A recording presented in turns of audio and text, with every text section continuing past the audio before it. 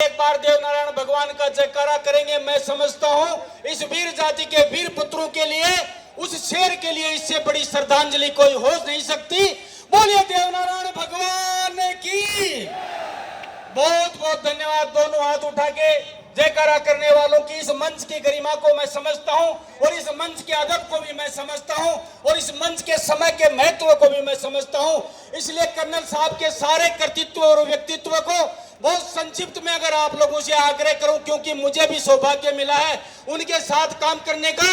मैं अगर किसी शायर के अंदाज में कर्नल साहब के कर्तृत्व और व्यक्तित्व को अंदाज में बयां करूं तो ये है कि तू अपनी जमी तू आसमान पैदा कर, सर उठा के जीने का नया विश्वास पैदा कर। अरे मांगने से कहां मिलती हैं सौगातें, तू छीन कर लेने का नया इतिहास पैदा कर।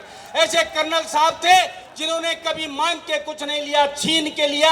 आप लोग देख सकते हो कड़ाके की गर्मी में जब रेल की पटरी पे वो शेर बैठा था, पूरे हिंदुस्तान का गुजर उद्वेलित था और रोडों पर बैठा था। आप लोगों से आग्रह करूंगा, उस टाइम भी राजनीतियों के कई परिदृश्य देखे गए, राजनीतिक लोग इस आंदोलन को कई दिशाओं में खींचते गए, लेकिन हमने फिर भी यही कहा था कि साथ नहीं चल सकते हो तो घर क्यों नहीं जाते, अरे जीना नहीं आता है तो मर क्यों नहीं जाते, सफर है बहुत जोखिम भरा, डरते हो तो उतर क्यों नहीं जाते।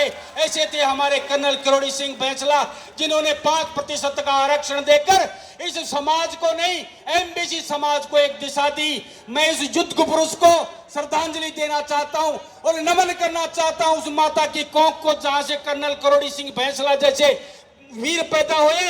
नमन करना चाहता हूं उस पिता के पौरुष को जहां पर कर्नल किरोड़ी सिंह जैसा योद्धा पैदा हुआ, और नमन करता चाहता हूं इस 36 बिरादरी और जात गंगा गुर्जर को, इस वीर पुष्कर की धरती पर आप लोग पधारे। कर्नल साहब के अस्थि विसर्जन में सबका बहुत बहुत धन्यवाद। सबको मेरा राम राम। बहुत बहुत धन्यवाद।